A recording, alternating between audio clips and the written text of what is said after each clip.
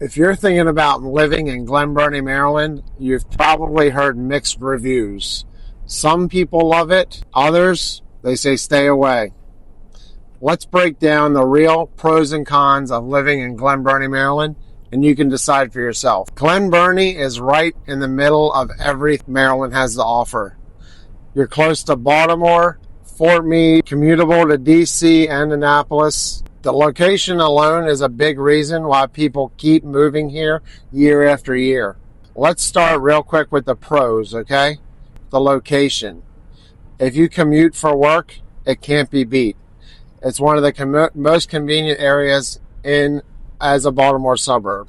You can get the major job centers quickly, and we have BWI right around the corner, a source of many jobs. Con or pro number 2, compared to places like Severna Park and Annapolis, Glen Burnie, your money goes way further.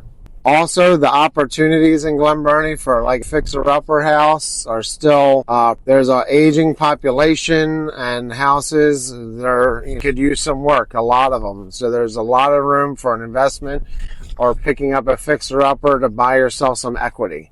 The fourth big pro of what's going on right now is there's massive push for developments. Some people may not be happy with this, but Glen Burnie is growing, and it's growing rapidly. Doing improvements to the town center. They're plopping up housing and new commercial. There's been a ton of new businesses coming to the area, and there's a lot of variety. You've got a mix of everything. Older established neighborhoods, new townhome communities, and spots near the water. So let's quickly talk about the cons. First, the traffic. As it's starting to grow, we have older infrastructure, narrow road, and there's been a lot of congestion, especially around Route 2 and Route 197, which gets you to Annapolis and southern parts of the county. During rush hours, sometimes can be impassable. Also, Anne Arundel County is spread out. So unless you're near a little town center, it's not very walkable.